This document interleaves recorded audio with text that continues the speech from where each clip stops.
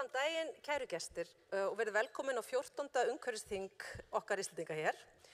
Katrín Óskarsdóttir heiti ég og verð fundarstjórinn ykkar í dag og það mér gríðarlegur heiður. Ég ætla að segja örfá orð á ensku því hér eru komnir gestir og svo munu þau heyra í eyrunum þegar þau eru með túlka. So dear friends from afar, thank you so much for coming. We're very honored to have you here. We're going to interpret the whole talk today, but we have to try to preserve this language of ours, which is a tiny little species in the ecosystem of languages, and therefore it will happen in Icelandic from now. Minn svona stíll sem fundarstjóri að vera mjög ströng á tímanum, en ég reyna að vera mjög góð við ykkur þess á milli. Þið með ekki móðgast, en hér verður hver einasti dagskrárliður á réttum tíma. Og það þýðir það að stundum muni hvessa á ykkur augun og þið takið það bara mjög persónulega og styttið ykkar mál. Ég með bjölluna góðu frá ömmu Kötu. Hún svona last resort. Ég ætla ekki að nota hana ef þið standið ykkur vel, en hún verður notuð ef að hér erum við að missa tökin á tímanum. Þemu þessa umhverfisþings eru hafið, líffræðileg fjölbreytni og loftslagsmál. Og hann Jóhann Páll, umhverfis-, orku- og loftslagsráðherra, sem ég mun eftirleiðis kalla umhverfisráðherra, af því ég nenni ekki að segja allir þessi orð. Hann vill efla hlustun og samtal við almenning og félagasamtök og hagaðila. Og þess vegna þetta hérna umhverfisþing í raun óvanalega þáttökumiðað, sem ég held að sé algjör snilld, vegna þess að við komumst ekki langt nema við séum í öflugu samtali við hvort annað og sem flestar raddir nái að hljóma. Og samtal hefur náttúrulega sitt eigið gildi. Þannig að ég hef mikla trú á þessari dagskrá hér, en eins og ég segi þá munum við halda þétt taumana. En að því gefnu þá langar mig að kynna hann Jóhann Pál Jóhannsson, umhverfisráðherra hér á sviðið, til að setja þingið formlega. Gjörðu svo vel, Jóhann.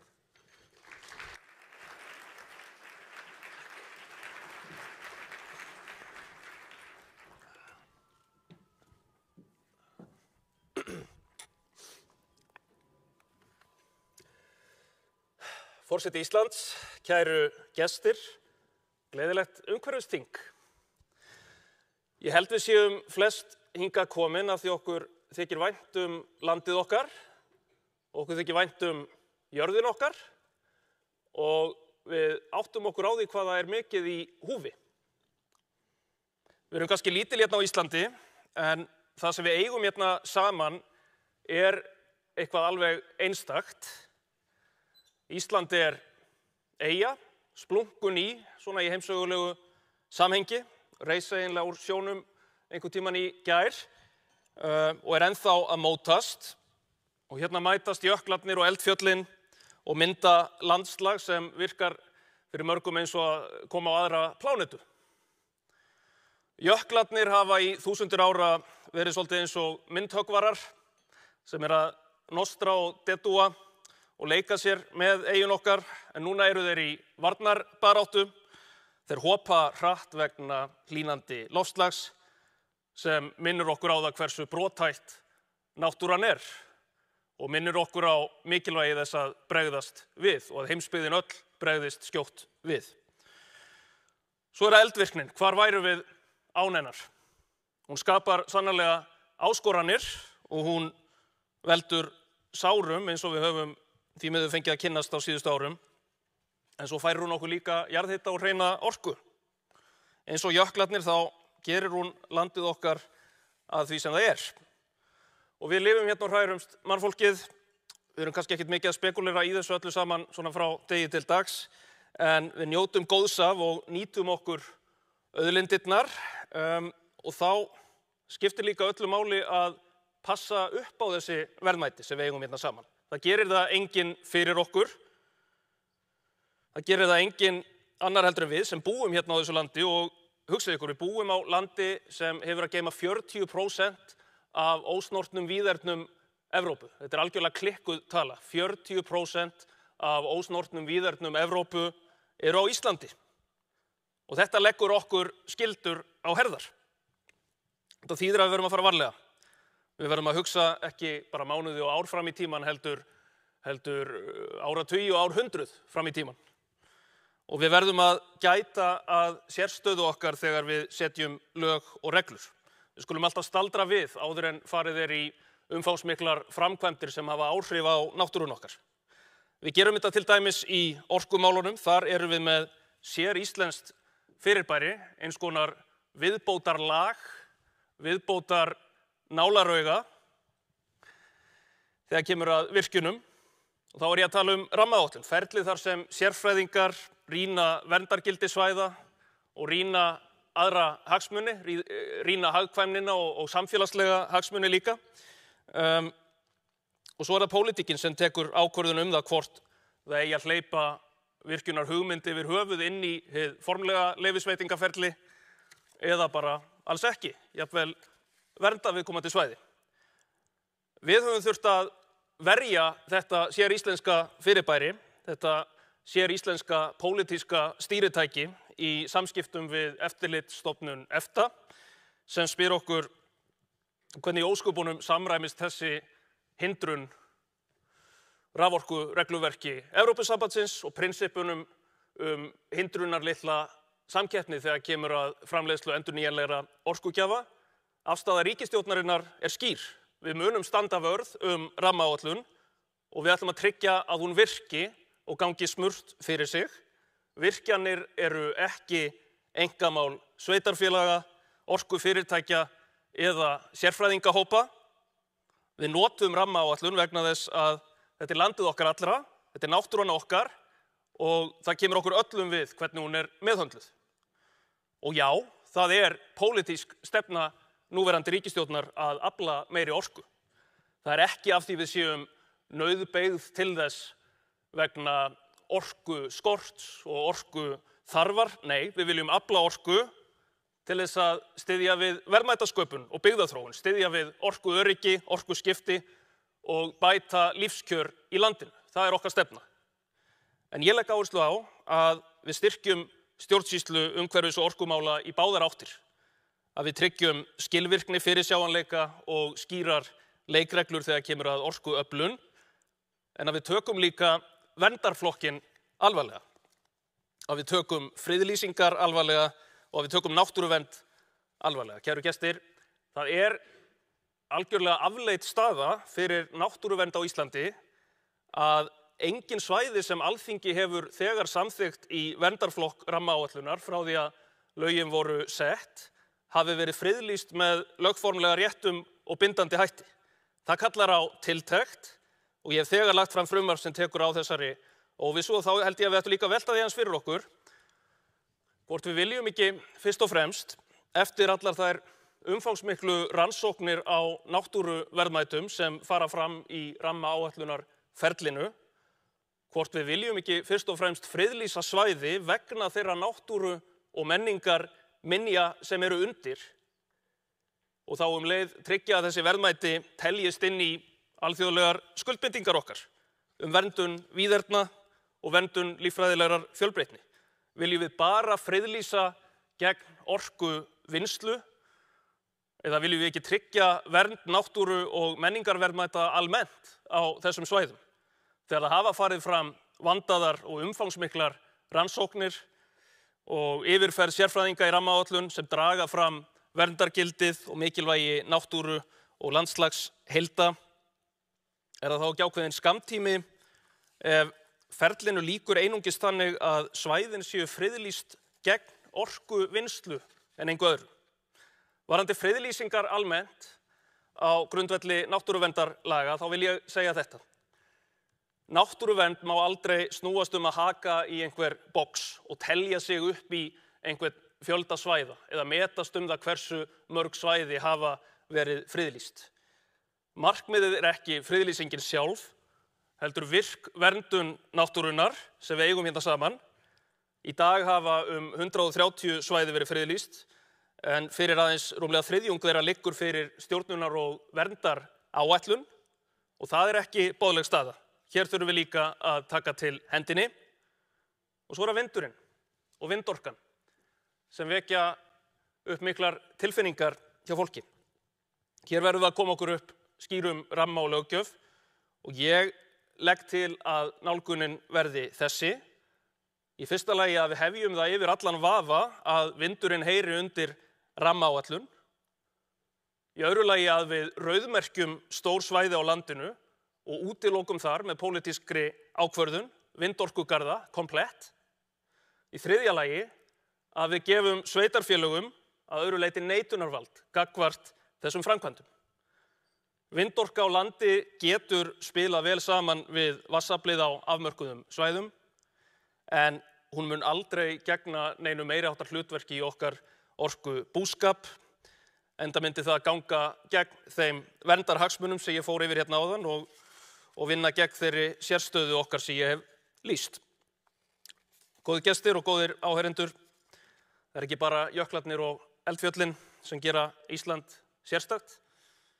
Við erum líka með sjaldgæf vistkerfi hérna og flóru sem hefur aðlagast harðbýlu umhverfi og í aldanna rás hefur orðið eyðing á gróðri og skógi, hvoru tveggja vegna áhrifa náttúruaflanna og vegna áhrifa mannsins. Þetta er þróun sem við verðum að snúa við, bæði með því að endurheimta röskuð vistkerfi og með því að vernda þau sem enn eru til staðar. Passa upp á fuglana okkar og búsvæði þeirra. Og í loftslagspólitíkinni þá setjum við þessi náttúrumiðuðu verkefni, þessar náttúrumiðuðu lausnir á oddinn. Þið heyrðu það kannski þegar við kynntum forgangsverkefni ríkisstjórnarinnar í loftslagsmálum í síðustu viku.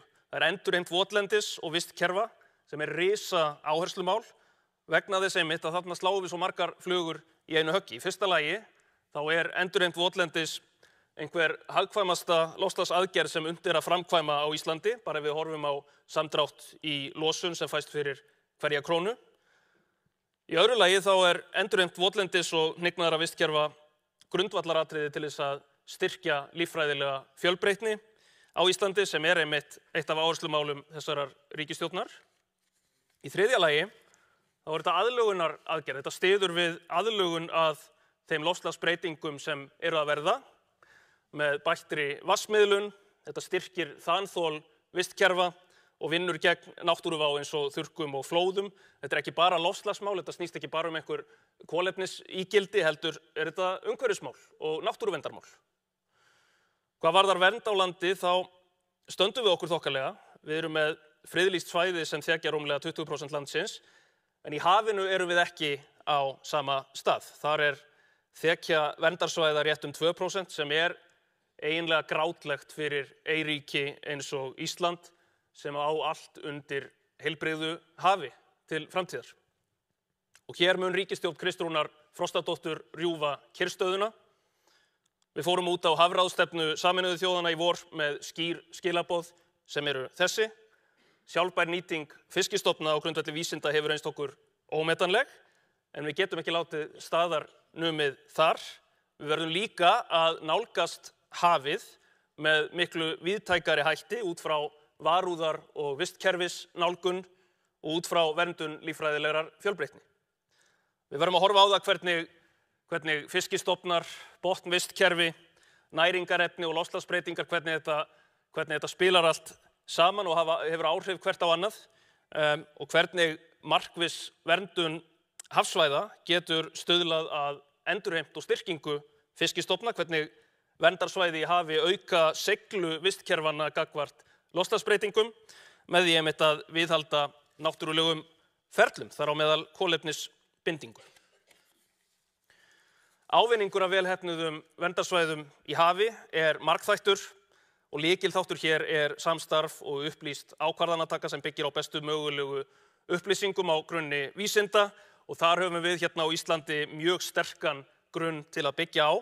Ég lýsti því yfir mjög afdráttarlaust á hafráðstefnu Sameinuðu þjóðanna í Nýs að Ísland ætlar að vernda vistkerfi í hafi út frá alþjóðlegum markmiðum vernd 30% hafsvæða fyrir 2030.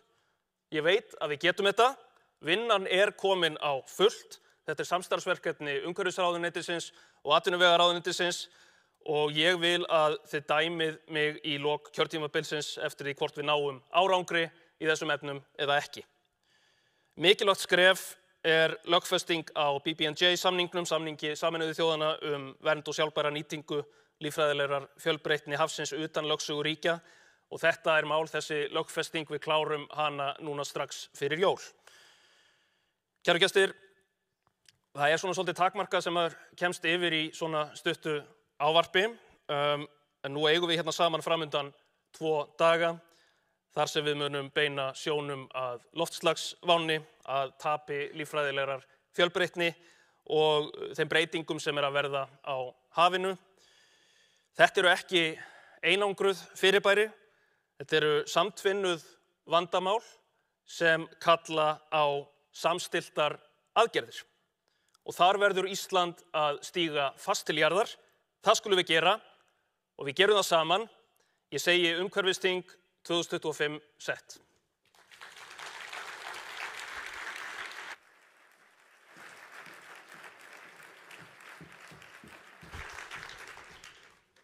Takk kærlega fyrir þetta, Jón Páll. Gaman að heyra að væri svona baráttu andi því að ná þessum markmiðum sem við erum búin að lýsa yfir við ætlum að ná.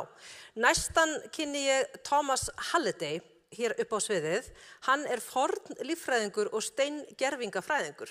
Þetta er svo einhver ný orðasmiður hafi slegið kreatívan tón í mínum huga, en þetta er ákaflega spennandi blanda og Thomas er einnig höfundur bókarinnar Otherlands. Í rannsóknum sínum hefur hann beint athygli að því hvernig jörðin hefur náð sér eftir síðustu fjöldadauða. Hvað getum við lært af fortíðinni til að bjarga framtíðinni? Mikla loftslagsbreytingar fyrir 250 milljónum ára urðu til að mynda til þess valdandi að 95% allra tegunda þurrkuðust út. Og þetta telst vera versti fjöldadauði sögunar. Og það kann að vera freistandi, segir Thomas, að nota þessa atburði fortíða til að spá fyrir fyrirsjáanlegar hörmungar í framtíðinni. Það er líka von, ekki fara heim, af því að hann mun flytja erindið sem heitir einmitt núna Hope and the Great Dying. Gjör svo vel, Thomas.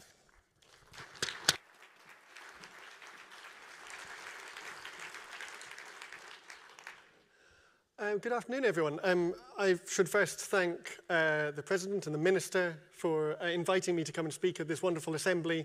Bringing together the government of a country with the people that make it up is such an important part of conservation action.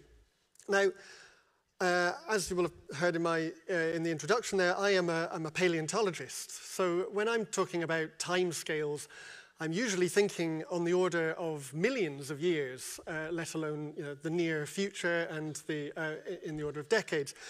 However, paleontology is merely the study of life that has existed in the past.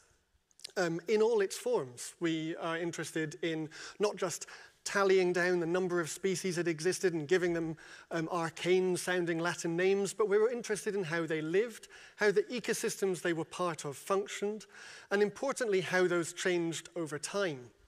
Because alongside modeling the future, looking into the past is the only real way that we have to see how as complex a system as the Earth responds when it is perturbed in some way. So I'm going to start to talk about, we're talking about Iceland's future by going to a time long before Iceland even existed. This is a map of the Earth as it existed 250 million years ago, at the end of what is called the Permian period. Now, the world at that time was rather different from our own, not just in layout. I mean, obviously you have here all of the Earth's continents are more or less bound together in a single entity, which is known as Pangaea. But at the time, the climate was considerably hotter than it is now. It was an extremely arid place for most of the time. And in fact, this particular continental layout gave rise to a weather phenomenon which is known as a mega monsoon. Essentially, seasonally, all of that land in the northern hemisphere would be very different temperature from that in the south. That led to very strong winds, taking winds across the ocean, picking up moisture and dumping it on the other half of the world. And then as the seasons changed, the reverse pattern took place. So essentially all across the world we had this extremely unusual, very seasonal, wet, dry place. And I want to show you just an image of a particular place where that was found in what is now modern-day Niger in Africa by the, what are called the Aïr Mountains. This is an image of what that landscape might have looked like. you have, in the dry season, you've got these large predatory things about the size of tigers called gorgonopsids. They're hypercarnivorous, they're only eating animals. You've got burrows in which lungfish and more amphibious creatures sequester themselves over summer. Essentially, what you've got here is a landscape which has a lot of familiar ecological patterns to many that we see today, but which has a completely different caste list, right? These are different organisms to the ones we know, doing similar things. And then when the rains come, this place flourishes into life, and the conifers grow and the horsetails come out, and we've got all of the creatures there existing in what is a fundamentally complete ecosystem. It's different, of course, from the world of today, but it's recognizable, I hope. We have all of the same patterns of food chains and food webs. We have the way that energy comes into the ecosystem, the way that all of these species depend on one another in order to have a complete and functioning world. And ultimately, that is what we're talking about with an ecosystem. It's the connections between organisms that make it important. But this was all very soon to change. What happens when those connections are lost? Well, something was brewing under the earth at this time. A few 100 million years before, some unusual chemistry down but the core mantle boundary deep in the center of the earth caused a rising plume through the mantle. This eventually gets to the top of the mantle and spreads out. This particular mantle plume that arose underneath Siberia was so large that it is not just causing individual volcanoes to come out, but is causing what is known as flood volcanism. Now, I realize that coming here as someone who is not Icelandic to Iceland to talk about volcanoes, I am very much preaching to the crowd, right? To the choir, right? But let me tell you that these volcanoes are unlike those that you see today. So this is probably the biggest eruption or in terms of volume of magma that has happened within the era of photography. Certainly, it happened 11 years ago in Iceland at Bardarbunga. This was, as I say, the largest for a very long time. Flood volcanism is a similar idea in that you have lots of little eruptions happening all over the place which floods a landscape. But where this eruption erupted about 1 cubic kilometer of lava. And the biggest one that we know from that site, about 8,500 years ago, erupted 25 cubic kilometers of lava. A typical flood basalt will erupt about 350 cubic kilometers. And so what of these Siberian traps that emerged under Russia? We're talking about 7 million cubic kilometers. So this is on a scale that has never been observed in human history. The last time there was a flood basalt atoll was about 10 million years ago, and that was considerably smaller. And in fact, this is the area, that yellow area is where we find the evidence of tuffs, which are a particular kind of volcanic rock. And the red area is where we can see the basalts themselves, the remains of the lava. It covers a huge amount of Central and Eastern Russia today. Now, this is obviously an absolutely huge environmental issue. As you will know, volcanoes produce greenhouse gases. They also release heavy metals like mercury into the environment. They produce sulfates, which interact with the atmosphere. And all of this combined to be an ecological catastrophe for the world of the Permian. So this is a figure of a particular ecosystem where we get this change from at the bottom in phase 1. We've got some lovely broadleaf forests with meandering rivers. And then we can see a very clear shift in many places worldwide. This particular one is in Australia, of a burning of that forest. We see layers of charcoal throughout the earth, which is combined with other sort of volcanic products, linking this to a hugely increased risk of wildfire and environmental fragmentation and destruction.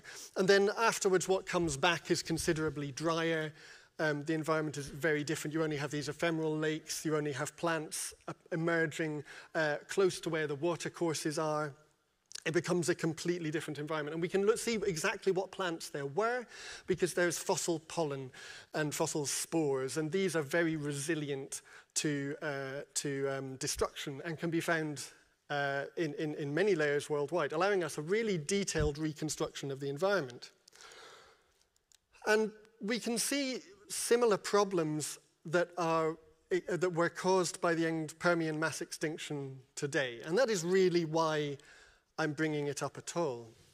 So this is just a depiction of modern day examples of effects from the Permian. We know that volcanic eruptions cause a decrease in ozone, and the amount of destruction of the ozone layer during the end Permian mass extinction would have increased ultraviolet radiation to the Earth, which of course changes how fast plants and animals are mutating, which causes real problems. You know, skin cancer is not just a problem for us, but ultraviolet radiation has been a problem for organisms for a very long time. Mercury poisoning, as indicated by that fish which has suffered the same thing through industrial means today, that was something which was a real problem with, in the local area in the northern hemisphere as a result of these eruptions. Acid rain, which is a problem that we had only recently really historically solved, or at least gone through the process of beginning to solve, when sulfates in the atmosphere dissolve to form sulfuric acid, which causes huge damage to ecosystems. When the forests burn, when the trees burn as a result of all of that much higher, well, partly because there was a much higher oxygen concentration in the atmosphere in those times, but because of the increased heat, you lose the root systems and get vast amounts of erosion, and environments slump into lowland ones and cannot support the same diversity that there was before. Ocean acidification, that's a huge problem when you have increased carbon dioxide. And that picture in the middle of two shells shows what happens when you grow shells in tanks with different levels of carbon dioxide dissolved in that water. The one on the left is an ordinary, I think it's a Murex shell, and the one on the right has far less detailed structure. The shells themselves, being made of calcium carbonate, simply cannot grow. And this is an extremely big problem. And of course, you also have ocean anoxia. When you increase global temperatures, it is very difficult for oxygen to remain in water. And that's for various reasons, one of which is that oxygen just is considerably less soluble when things get warmer. Another is that in warmer temperatures, organisms that use oxygen tend to use it faster. And all of these effects combine to give us fossil records of enormous die-off events where many members of the same species have died in a single locality, and that is often attributed to anoxia. And of course, with increased wildfire as well, this is also a problem that we're facing today. All of these, I'm sure, sound very familiar. And that's because the end Permian is, in many ways, quite a good analog for the possibilities that we have in the future and that we are beginning to see the effects of. But what happened? Well, 81 to 94% of life of species in the sea went extinct. And you need to bear in mind, of course, that 6 to 19% of survivors, they're not unaffected.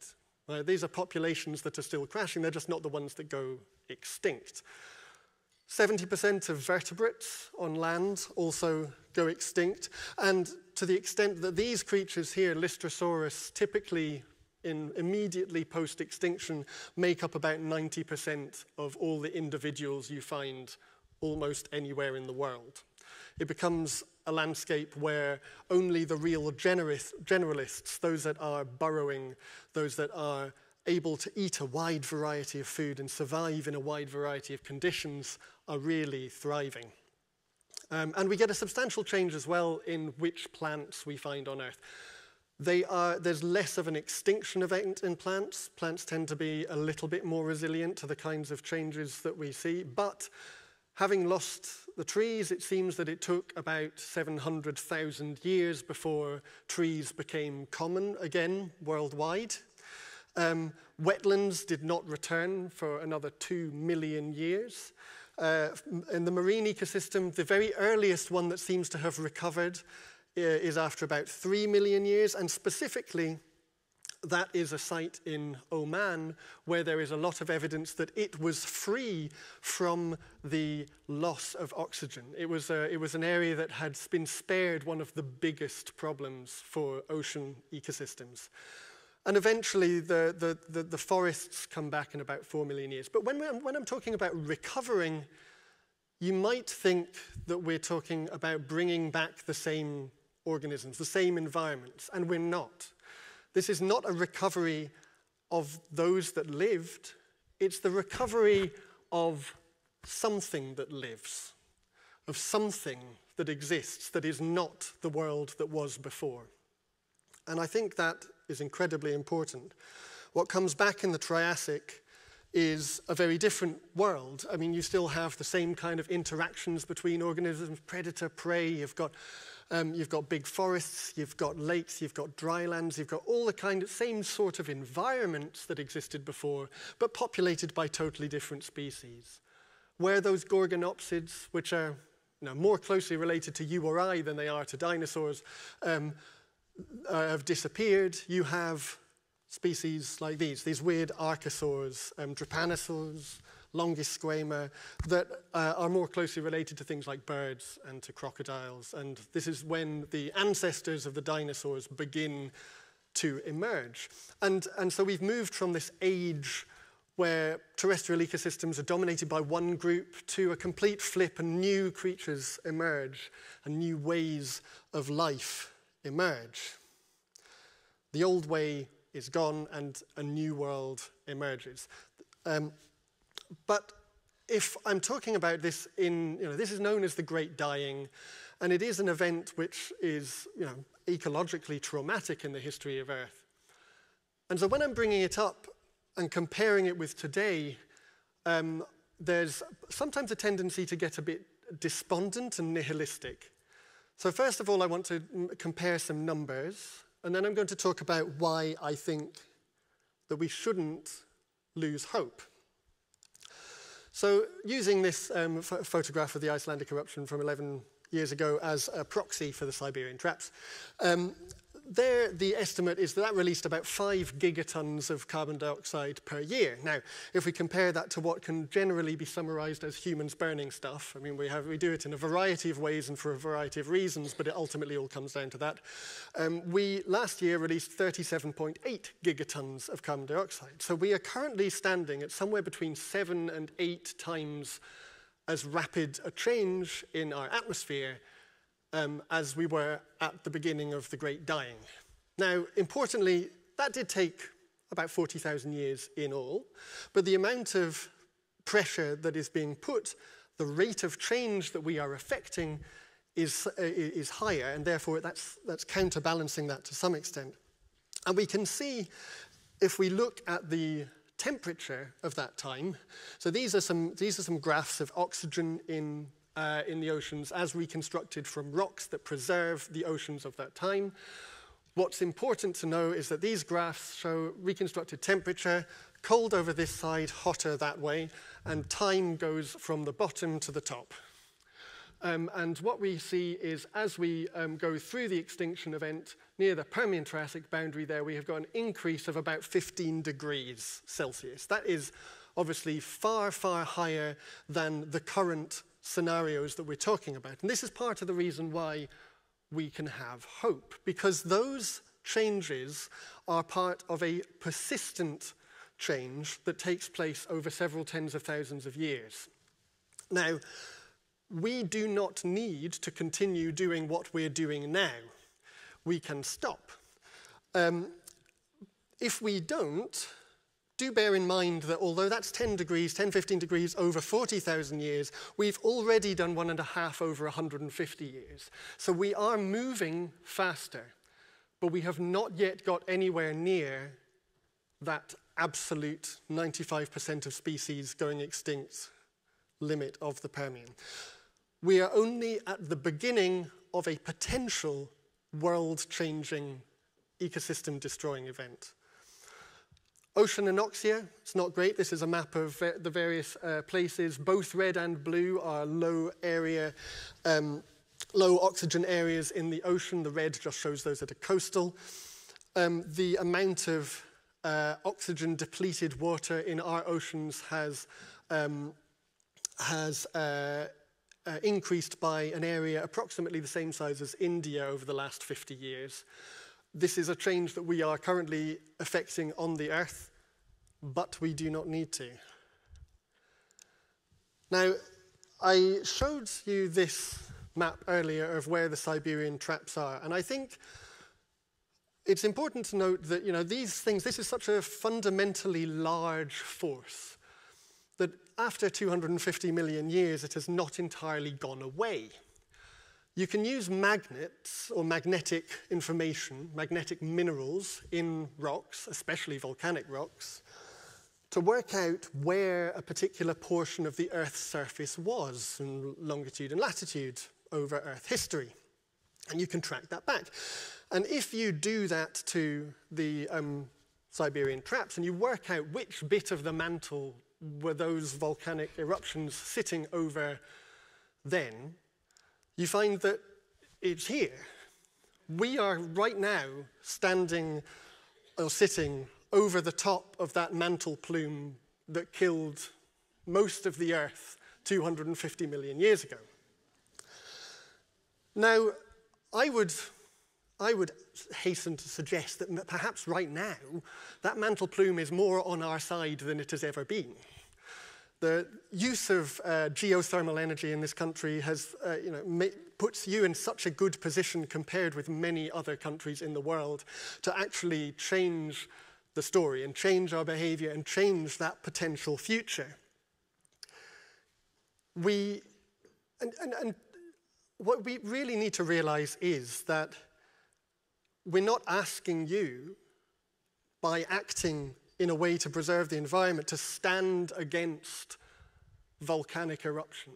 We're not asking you to stand against a force so huge that it can cover half of Siberia in lava. That is something which is unstoppable. Even had there been intelligent life at that time to try, those forces are so large. We're not, King Canute sitting with the tide asking it to stop. What we're asking to change is human behavior.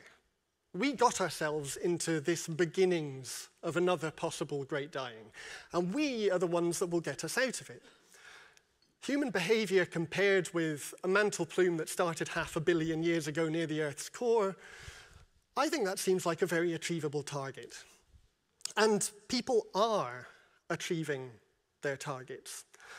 All around the world, there are great examples where governments have collaborated with their citizens, that have talked about it, that have had huge successes, environmental successes. Probably the biggest one, as far as I'm concerned, is where Costa Rica from the 1970s to 2000s managed to double its area of rainforest. And that was done with communication between those that worked and lived on the land and a centralized environmental body. You have the ozone layer issue is something that when I was a child was the biggest environmental story going, right? It was on Newsround, which is the children's news program that the BBC put out. And I remember, it was a scary thing. There's a hole in our atmosphere letting in radiation. But thanks to the Montreal Protocol, thanks to collaboration between countries that at the time were in the middle of the Cold War, frankly, we managed to change the law, get rid of the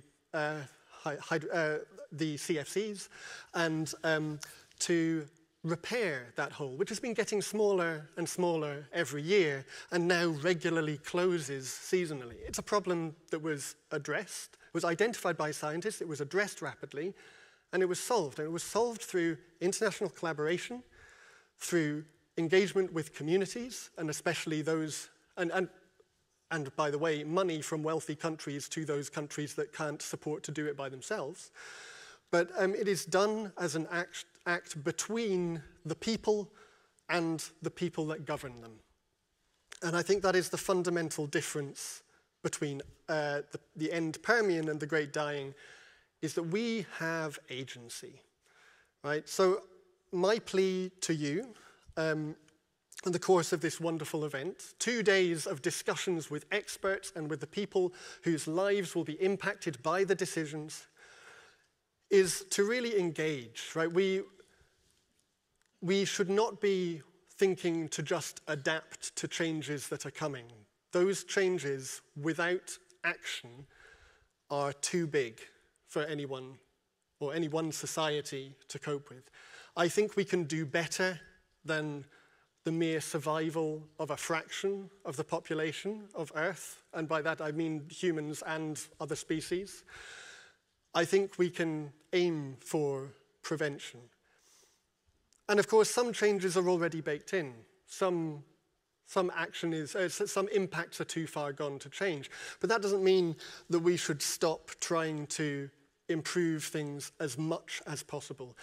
In Scotland, we have a saying which is "Mony a mickle makes a muckle," which means many a small thing together makes a lot. And in that, when it comes to action, that is absolutely true. Every little battle counts. I think probably the way to end here is to quote a poem. It's by the Danish polymath called Piet Hein. Now, Piet Hein wrote these short, pithy poems, which he called Grooks, that at the time were often very politically charged. This one was actually originally written in response to the rise of fascism, specifically Nazism.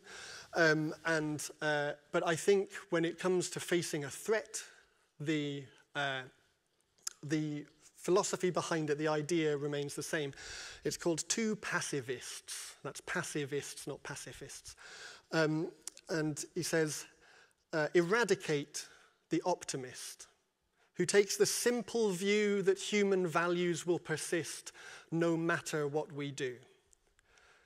Eradicate the pessimist, whose ineffectual cry is that the goal's already missed, however hard we try. Both of those people, the optimist who thinks there's no problem, and the pessimist who thinks that there's nothing we can do, are, in practical terms, exactly as useless as one another. The people that make a difference are the ones that fight to fix the problems, whether admit our past mistakes as a society, as a species, whatever level you want to admit those at, but we should admit them, and we should fight to change their effects. So thank you very much for having me. I will be around later if anybody wants to talk in more detail about some of this. But I wish you all the best and have an excellent 2 days at this environmental assembly. Thank you.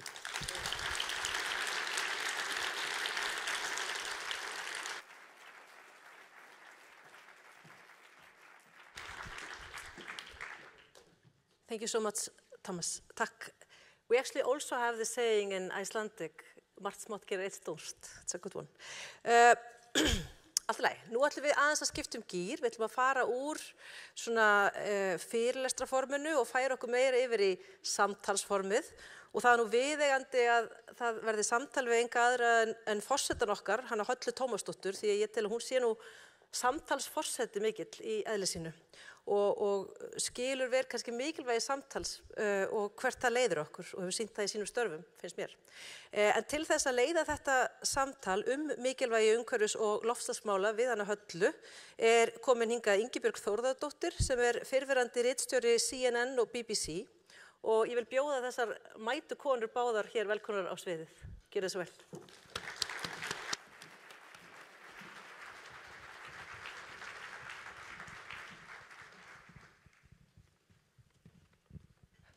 Góðan daginn.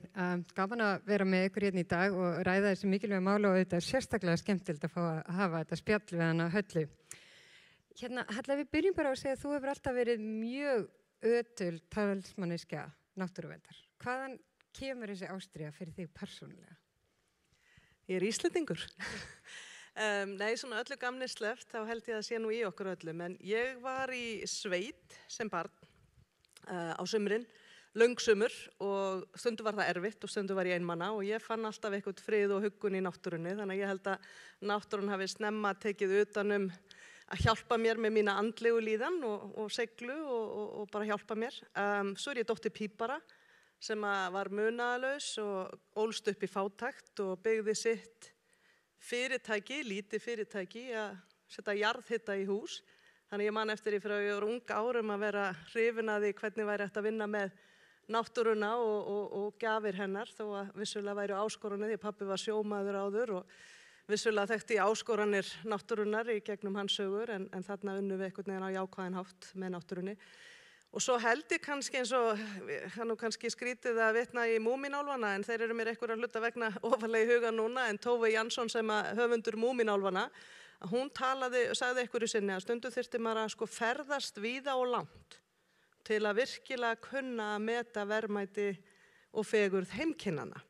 Og ég hef fengið tækifæri til að vera við nám og störf og ferðast víða og eftir því sem ég gerir meira því, þeim betur sé ég hversu ótrúlega verðmæt íslensk náttúra og hversu mikilvægt það að við stöndum vörðum hana. Hún grunnurinn að bæði okkar verðmæta sköpun með margvíslegum hætti en líka að okkar vellíðan. Þannig að stærsta ástæðan fyrir að fólk heimsækir okkur og líklega það sem að mun færa framtíðarkynslóðum möguleikana og vonandi eiga allavega jafn góðu lífsgæði og möguleika til verðmæta sköpunar eins og við höfum fengið að nota á þeim tíma sem að ég hef verið alast upp. Þannig að þetta svona sitt lítið að hverju líklega. Það alltaf best þannig. Það var svolítið áhugavert að hlusta á að Dr. Halliday tala hvernig svo langt aftur maður getur farið. Og umhverfisvernd þarfnast oft svona langtíma hugsunar. En okkar samfélagi svolítið mikið byggt á svona ákveðinni skammsýni, held ég að sé rétt að segja. Hvaða svona kerfisbreytingar þurfa að verða til þess að loftslags- og umhverfismál hafi meira vægi í ákvarðanatöku, bæði stjórnvöld, fyrirtæki, einstaklinga? Já, það rétt að skammsýni og ég held reyndar líka of þröng skilgreining á árangri eru vandamál. Fyrir fyrirtæki þá þessi eltingaleikur við fjárhagslegan hagnað á ársfjórðungslegum basis vandamál vegna þess að það þýðir að fyrirtæki eru tregari eða ólíklegri til að fjárfesta með langtíma sjónarmið að leiðarljósi, kannski þeim uppfærslum sem þurfa að verða til þess að þeirra starfsemi sé umhverfisvænni, loftslagsvænni og svo framvegis. Hjá stjórnvöldum þá 4 ára kjörtímabil, oft orðið styttra viða í kringum okkur og hér heima.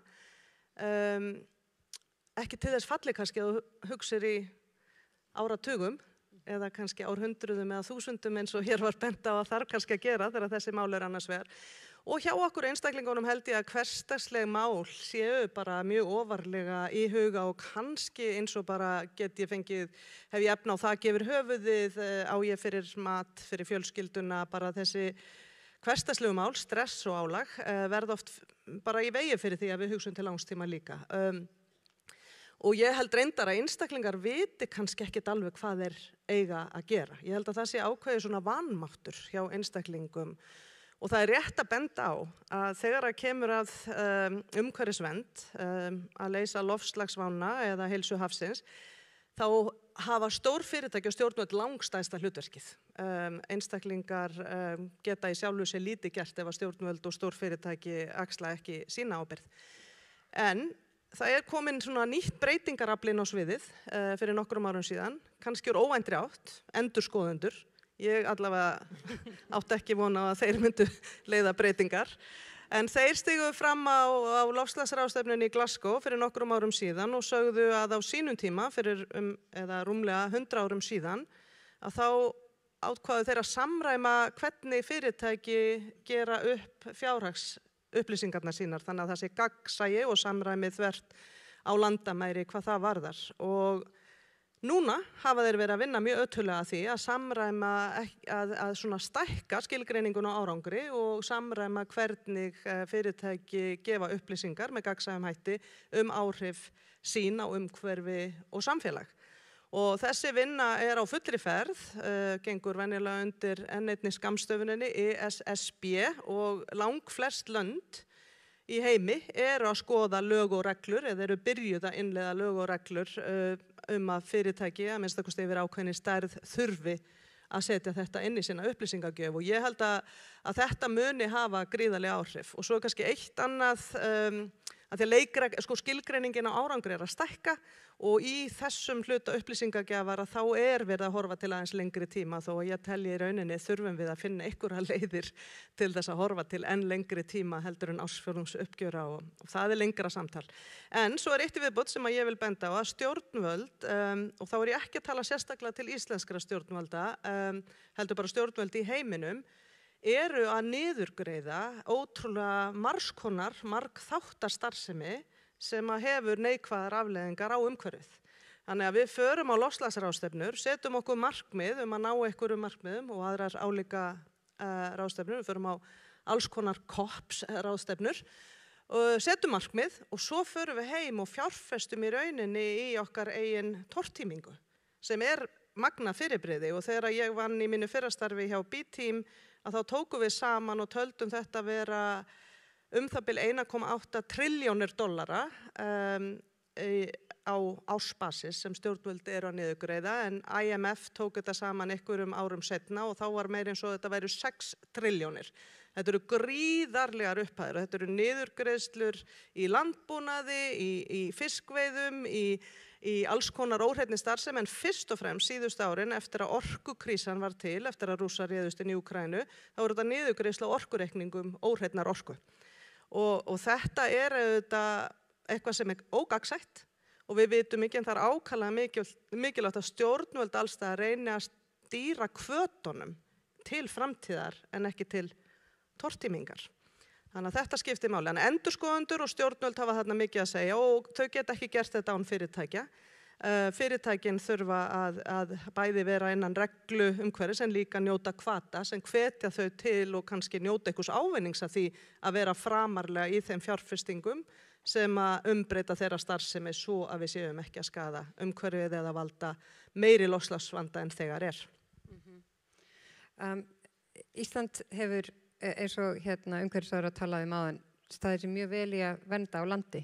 Við erum ekki eins góð að vernda á hafi og samt hafa öll vísindin sýnt hversu mikilvægt það að vernda hafið og sérstaklega fyrir eyþjóð eins og okkur. Hvernig blasir þetta við þér?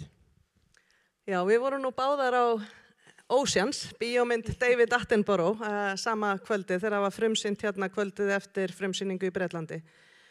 David Attenborough náttúrulega ekki bara einstakur mannvinnur, heldur góður vísindamaður og þetta mögulega hans síðasta mynd sem kemur út í kringum 99 ára afmæli hans og þetta heimildamynd sem ég ráðlegg öllum að sjá. Og eins og hann segir í þeirri mynd, ef við björgum höfunum, þá björgum við heiminum. Og það kann að vera að það sé einföldun, en það samt alveg ótrúlega mikið til í því. Og það alveg magnað að við sem þjóð skulum ekki einmitt sjá þetta og ég fagnaði því sem ég heyrði frá ráðherra áðan og ég fagnaði líka með áhersluna á þessu þingi að við séum að tala meira saman þvert á geira, ég held að þetta sé bráðnauðsynlegt en sko þetta ekki bara rétt að gera vegna þess að höfin sinna svo mikilvægu hlutverki í að grípa kolefni og allt það en það svo miklu meira þarna að veði. Og mér fannst magnað í þessari mynd að sjá, ég auðvitað ekki líffræðingur en magnað að sjá að það eru skógar á hafsbotni og það svo mikið lífríki þarna sem nauðsynlegt til þess að við náum að njóta framtíðar verðmæta af hafinu. Stærstu hluti okkar hagkerfis hefur í gegnum tíðina og bara alla tíð frá því við fórum að búa til verðmæti komið beint eða óbeint frá hagkerfinu. Þannig að þetta eru kaldir hagsmunir, þetta líka rétt að gera og það tekur ekki nema 5 ár. Þetta komið mest á óvart í myndinni. Ef þú verndar hafsvæðið sem orðið illa farið, þar sem skógarnir og staðirnir þar sem hægt að klekja út ný seiði fyrir framtíðar fiski verðmæti úr hafi. Það tekur bara 5 ára verndun þangað til að þau ná vopnum sínum. Og það í rauninni alveg ótrúlega stuttur tími og allavega var þetta minnskilningur og komið mjög óvart.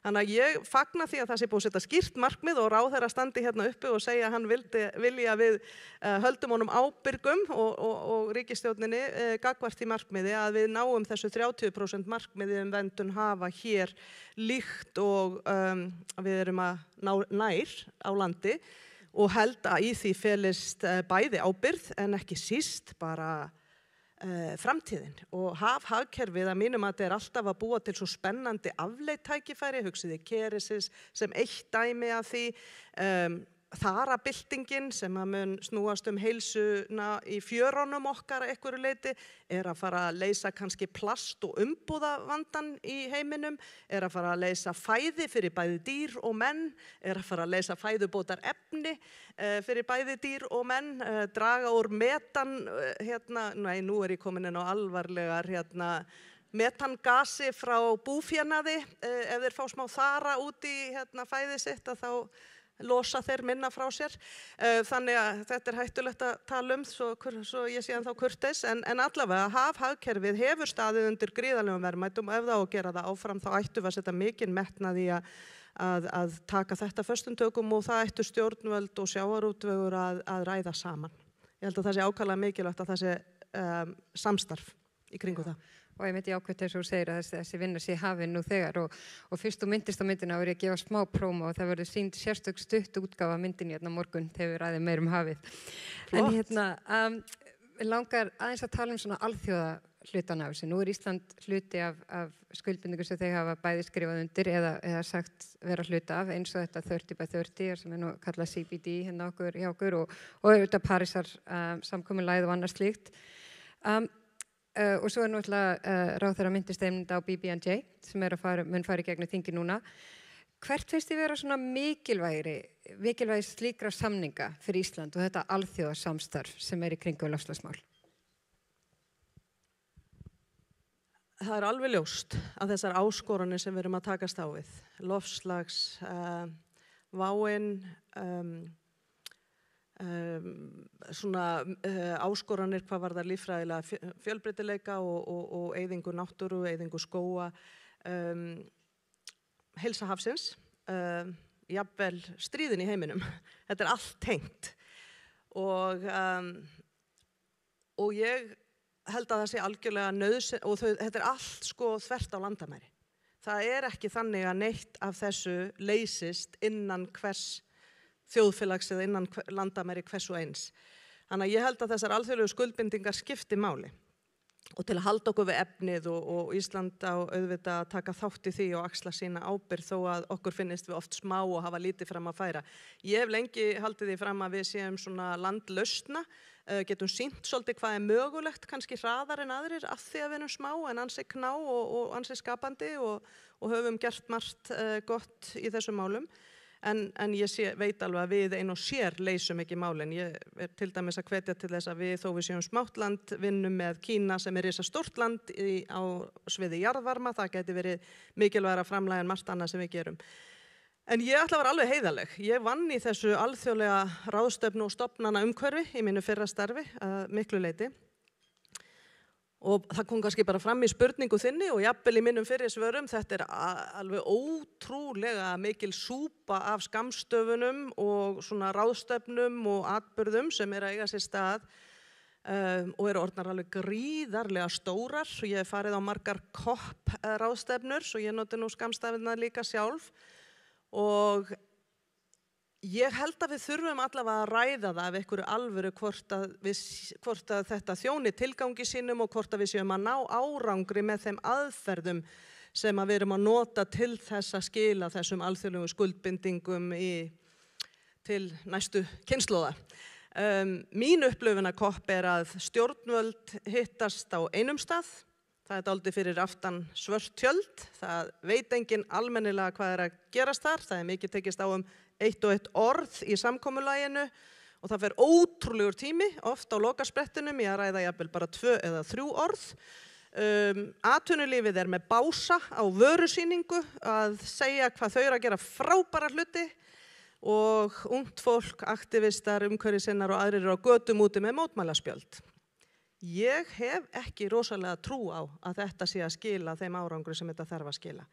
Ég vil að við reynum að ræða hvernig við eigum þetta samtal stjórnvöld, atvinnulíf og þriðji geirinn og þar á unga fólkið að eiga sín sæti við borðið, ekki til sýnis, heldur sem alvöru þáttakendur. Og ég held að slík nálgun myndi skila okkur miklu meiri og ég held að þarna geti Ísland lagt sitt að mörkum með því að nálgast þessi mál með svipari hættu hér, bæði þvert á haghafana eða atvinnulíf, stjórnvöld, almenna borgara, en líka með því að taka svolítið málin saman. Þurfum við virkilega að aðskilja heilsu hafsins, loftslagið og heilsu náttúrunnar, eða þetta allt ein mynd og nátengt og allt hluti af svarinu við heildina við viljum heilbrigt land, heilbrigt höf, heilbrigt loftslag. Við viljum geta andað, við viljum geta að borða mat sem ekki fullur af plasti, við viljum geta, þið veitir, þetta eru bara svolítið mannleg markmið að við getum tekið þetta saman og við erum svolítið hvert í sínu horni í dag, að mínu mati. Og ég ekkert hérna sérstaklega að tala til Íslendinga bara svo það sé á hreinu. Ég svolítið að hvetja okkur kannski til þess að sýna að við erum nógu smá til að prófa að brjóta upp nálgunina á þessi mál frá því sem að eiga sér stað á alþjóðlega sviðinu sem er orðið mjög þungt. Og hvað sér þú svona sem þitt hlutverk sem forseti og forsetaembættið? Hvert svona þitt hlutverk í þessu samhengi? Í mínum huga alveg ljóst að forsetaembættið á að vera og þarf eiginlega að vera það embætti í okkar stjórnskipun sem reynir að halda utanum að horfa til langs tíma. Horfa á þann veruleika sem býður næstu kynslóða. Ég hef mikið talað kynslóðajafnrétti. Öll þessi mál sem við erum að ræða hér snúast kynslóðajafnrétti og réttlæti. Við getum ekki haldið áfram að gera hluti sem eru vísindamaðurinn Dr. Tómas fór mjög vel yfir hérna áðan án þess að horfa til þess hvað næsta kynslóð þarf þá að taka stöðu við. Þannig að forsetaembættið á að mínu mati að taka utan þann veruleika, horfa til langs tíma, minna okkur á það sem sameinar okkur og það sem er mikilvægt í því samhengi, setja mál á dagskrá, hjálpa okkur að eiga samtali, leiða fólk saman til samtals og samstarfs og reyna að koma okkur aðeins kannski upp úr skurðunum þegar kemur að samtalinu flókin viðfangsefni, þar sem við höfum öll mikla ástríðu. En eigum í raun miklu meira sameigilegt í heldur en umræðan stundum gefur til kynna. Þannig að ég held að þetta skiptir máli. Fjölmiðlar, forstjórar fyrirtækja, stjórnvöld, allir verða fyrir því þegar svona margar áskoranir eru að þetta svona fer niður forgangsröðunarlistan. Þið viti hvað ég er að tala umhverfismál, loftslagsmál, þetta bara, við þurfum núna bara að leysa húsnæðismálin, við þurfum og skiljanlega þetta að gerast í löndunum í kringum okkur, ég er ekki að segja að ég skilji það ekki. En ég held að forsetaembættið geti lagt áherslu á að við tínum ekki sjónar á því mikilvæga út af þessu öllu sem er orðið áríðandi. Því að ef við setjum okkur í spór barn okkar og barnabarna, þá er líklega ekkert meira áríðandi en að jörðin sé áfram lífvænleg. Já, mér langar að loka við tala svolítið mikið fyrirtæki og stjórnvöld og annað slíkt. Ég held að sé svolítið mikilvægt fyrir okkur sem einstaklingar líka að segja, við getum líka gert fullt af hlutum. Það er ýmislegt bara að maður trúi sjálfur og það skiptir máli og sérstaklega við í lýðræðisríkjum þar sem að við getum haldið stjórnvöld ábyrg fyrir því sem þau gera. Hvað er það svona sem að við öll hér í þessum sal fyrir utan stjórnvöld og fyrirtæki, hvernig getum við lagt hönd á plóg almennilega?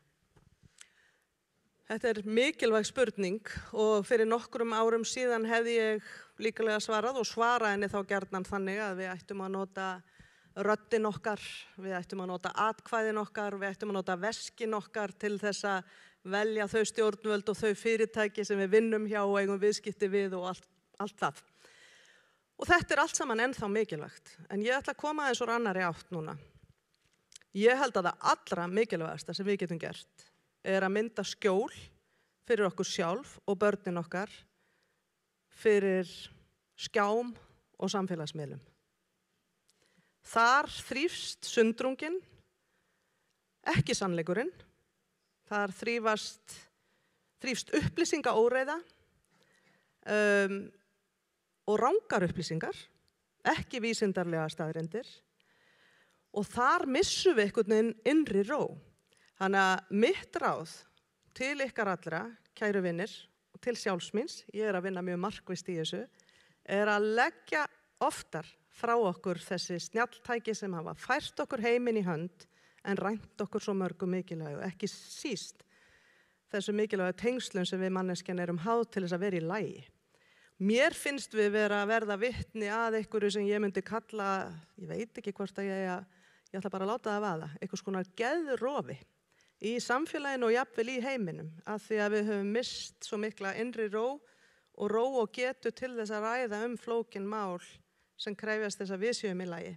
Þannig að ég segi að leiðin út úr þessu og okkar besta framlag liggi inn á við, að við reynum að finna einhvern innri frið til þess að geta rætt í meiri friðsæld og minni átökum leiðina áfram, að við leggjum þetta frá okkur og vendum sérstaklega börnin okkar fyrir þessu því að við erum að valda þeim heilaskaða og alls konar annars tegundar af skaða og förum meira út í náttúruna því að það sem ég hef lært og ég hef þetta ekki bara frá sjálfri mér, Kristjana Figueres sem ég vann með í fyrra starfi og leiddi Parísarsamkomulagið til lykta og pabbi hennar var forseti Costa Rica sem hefur staðið sig brjálæðislega vel í umhverfismálunum og mikil fyrirmynd sem við mættum gjarnan horfa til á mörgum sviðum. Hún hefur reynt allt til þess að fá okkur til að vinna saman, bæði 196 lönd sem skrifuð undir Parísarsamkomulagið og til að draga atvinnulífið inn í þegar það var verið að klára þann samning en ekki bara horfa á það væri samningur stjórnvalda, heldur þurfti atvinnulífið að koma að þessu, unni mikið með þriðja geiranum og mannréttindar og réttlætis samtökum að ýmsum toga og niðurstaða hennar var fyrir nokkrum mánuðum síðan að hún ætti bara eitt ráð eftir og það var að fara með okkur 30 saman umhverfis sinna í munkaklaustur í Suður-Frakklandi. Þannig að ég ætla nú kannski ekki að leggja til að við förum öll í munkaklaustur en þar vorum við á göngu í náttúrunni í þögn, án símtækja, saman, þvert á alls konar samtök og landamæri og kyn og uppruna og fjárhagslega stöðu og allt það mjög fjölbreyttur hópur og ég verð bara að segja að árið seinna fór ég með mitt starfsfólk og marga bítímleiðtoga og lífeyrissjóði og marga fór ég með 50 manns aftur þangað og ég sá meiri umbreytingu á fólki eftir þessa viku í bæði þessi skipti heldur en í öllum átökum sem ég hef tekið þátt í þessi mál sem hafa verið fjölmörg. Þannig að leiðin út, kæru vinnir, leiðin áfram, hún liggur held ég inn á við í þögninni, í rónni, án símtækja og samfélagsmiðla allavega sem hluta okkar lífi, í dvöl út í náttúrunni, helst saman með börnunum okkar og þar held ég að við verðum bara öll betri manneskjur og leggjum meira að mörkum til þess að heimurinn verði betri staður og líklegur til að vera enn til staðar fyrir okkar börn og barnabörn í þeirri fegurð og undrun sem hann í dag. Ég held að þetta sé frábær punktur til að enda á færri skjáir meiri náttúra. Þakka kærlega fyrir, Halla Tómasdóttir. Takk sömuleiðis.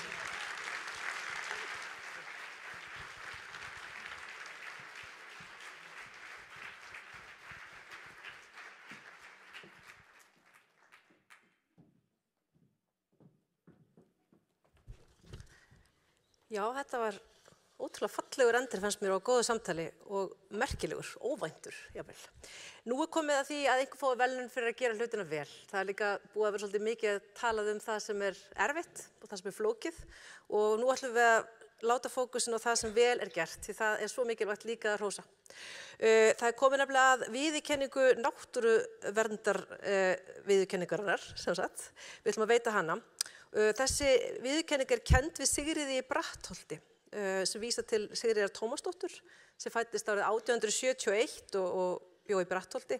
Hún var mikil baráttukona fyrir náttúruvernd, hótaði að sjálfsögðu að henda sér í Gullfoss frekar en hann yrði virkjaður og kom mjög líklega þannig í veg fyrir þá virkjun sem við njótum nú öll góðs af í dag.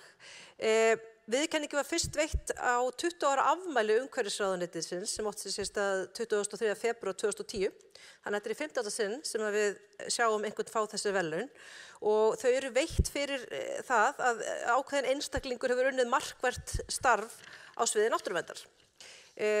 Þannig að nú erum við farin að horfa á það að tengja þessa viðurkenningu við dag umhverfisins sem í raun og veru, eða fyrst var það þannig sem var hátíðlegur í apríl alltaf, en frá og með 2012 var ákveðið að tengja þetta við dag íslenskrar náttúru sem sá dagur sem við erum að nálgast í dag og komum betur inn á síðar. En til að afhenda viðurkenninguna þá býð ég enn og aftur velkomin á sviðið umhverfisráðherrann okkar, Jóhann Pál. Gjörðu svo vel.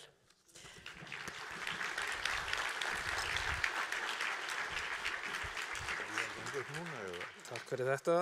Við erum nú bara hálf klökkur eftir að hafa hlustað á forsetann okkar.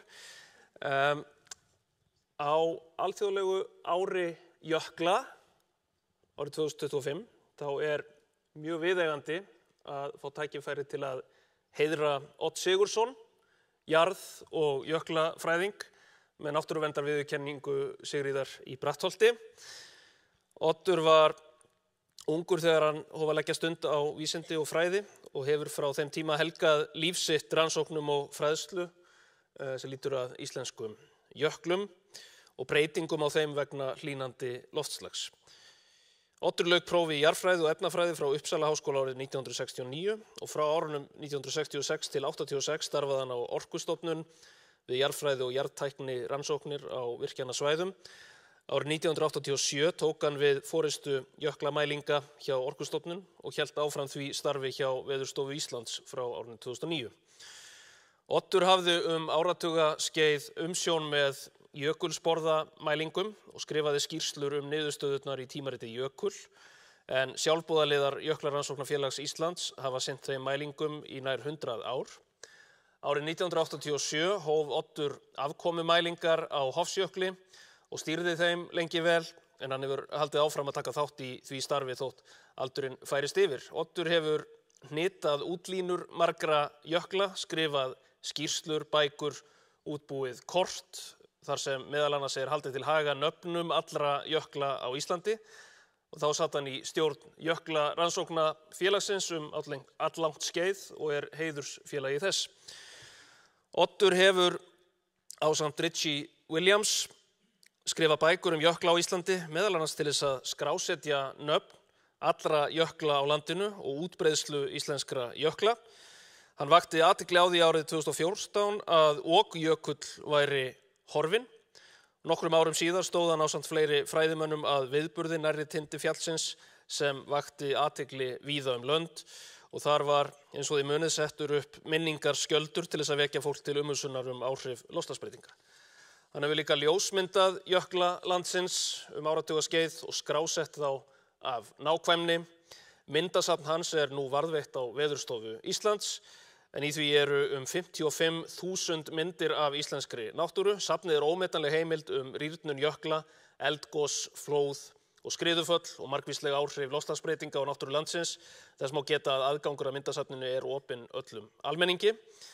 Oddur hefur líka kennt jarðfræði og jöklafræði við Háskóla Íslands og miðlað þekkingu sinni til almennings og vísindasamfélagsins með gerð fræðsluefnis og flutningi fjölda erinda náttúrufræði og jöklafræði hjá félagasamtökum og í skólum.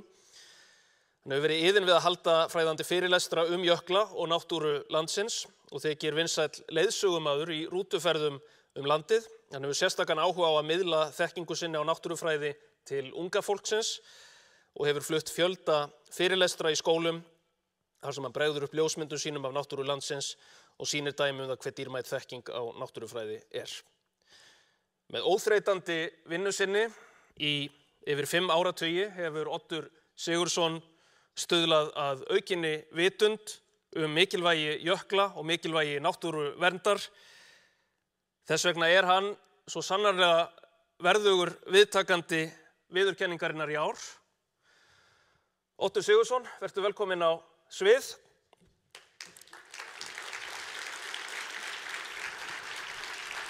Innilega til hamingju og takk fyrir þitt góða starf í gegnum áratugina. Gefum honum gott klapp.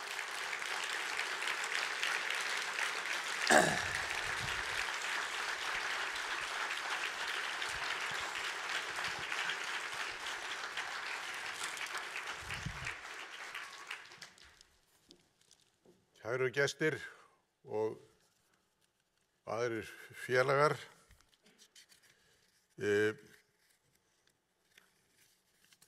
Ég hef nú ótrúlega lengi haft mikið dálæti á á þessu viðfangsefni mínu og annara sem heitir Ísland. Sé barn spurt hvaða hugmyndir kort af útlínum Íslands veki hjá þeim verður þeim ekki svara vant. Ég hef fengið ótal mismunandi svör við slíkri spurningu, oft tengd höfðinu sem börn oftast sjá í Vestfjarðahjálkanum, fótunum þar fyrir neðan, halanum á Langanesi og breiðri bringu á Suðurströndinni. Önnur sjá fyrir sér faratæki af skrautlegustu gerð, en engar líkur eru til þess að barn gleymi nokkuð tíman þessari mynd. Sjálfur hef ég staðið mig að því að kinka kolli til slíkra myndar eins og væri gamall kunningi. Ísland ekki aðeins athyglisvert fyrir sérstakar útlínur, heldur það einstakt á veraldarvísu að allri gerð. Fyrir duttlunga náttúruaflanna hér að sjá stærsta flekk sjávarbotnsins sem nær upp fyrir sjávarmál. 17 eyjar eru til stærri en Ísland, en þær eru allar að meira eða minna leyti úr meginlandsskorpu sem ólík úthafsskorpunni á Íslandi að áferð og styrk. Engin önnur eyja úr úthafsbergi kemst nálægt Íslandi að stærð. Svo veikt basaltið í Íslandi að það veðrast alltaf 100-falt hraðar heldur en bergið í meginlöndunum. Lætur nærri að framburður íslenskra vatnsfalla sé alltaf því fjórðungur þess sem allar ár Afríku bera fram. Það ásamt ýmsum öðrum eiginleikum, svo sem eldvirkni, jarðhræringum og jöklum og ofsafengnum úthafsöldum sem berja veikbyggða sjávarhamra landsins, veldur því að Ísland breytist örar en nokkurt annað land hér á jörðu. Hér að finna stærstu hraunflóð sem runnið hafa á jörðinu á sögulegum tíma og alltaf öðru hverju rennur hér stærsta vatnsfall jarða til sjávar í Kötluhlaupum og myndar þá örburðartanga út í sjóinn svo að kílómetrum skiptir.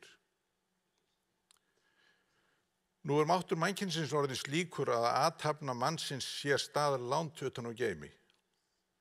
Stórfljótum veitt á akra eða þau stöðvuð með risavöxnum stíflum þannig að þau gufa upp og ná ekki að ósi. Nýir tangar eru byggðir út í sjóinn og á þá hlaðir mannvirkjum. Náttúrulegu gróður fer mjög halloka fyrir græðgi okkar. Menn eru sífellt að laga umhverfið að sínum geðþótta en ærið mislaðar hendur við þá athöfn. Hugsum okkur ekki aðeins tvisvar nýjar framkvæmdir, heldur 10 sinnum. Kunnum við að varðveita okkar einstaka land eða verður það innan skams fyrst og fremst orðið með svipmóti framkvæmda gleði mannsins. Það sækir mjög í það horf og við þurfum að hugsa djúpt. Takk fyrir.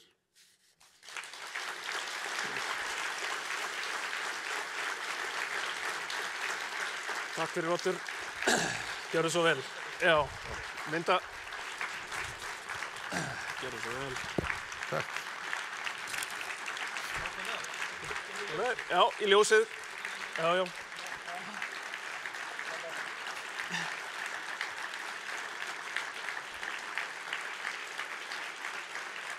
Þetta glæsilegu vöndur. Það ekki bara? Jú. Flott. Frábært. Gjörðu svo vel. Takk fyrir.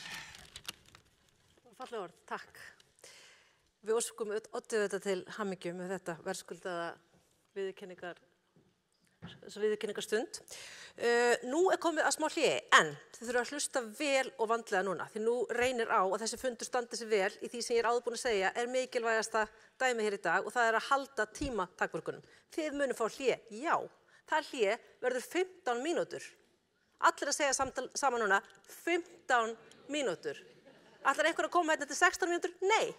Aftur einn komið þið öll sem eru skráð á næsta viðbor eftir nákvæmlega 15 mínútur, bjallan mun óma og þið farið beint inn. Þið verðið hins vegar núna öll að fara út úr salnum svo það sé aðeins að undirbúa hann og það ein stórkostlega mikilvæg regla því á eftir þetta hérna hlé kemur ein langskemmtilegasta dagskrár hætið okkar og það í raun og veru áhrifamáttur samtal sem vinnustofa sem undirbúin og skipulögð og algjörlega framkvæmd af loftslagsaktivistum og þarna ætlum við að byrja að tala öll saman og þetta samtal mun hafa áhrif á það hvað gerist næst fyrir stjórnvöldin okkar. Þannig að það ótrúlega mikilvægt að þið sitið ekki á borði með ykkar bestu vinum. Ráðuneytisfólki má alls ekki vera allt saman á borðum. Þau verða að dreifa sér hérna út allt og vera með opin eyru fyrst og fremst og öll takið þátt. Og ég mun útskýra rétt og aftur þegar þið komið inn. Það eru örfá leiðarljós sem við ætlum að hafa í þessu samtali til þess að gangi sem allra best. En ég vil ekki syndga meira upp á ykkar tíma með þetta hlé. Hér inni verðum við öll komin aftur klukkan 14:36. Takk hérlega.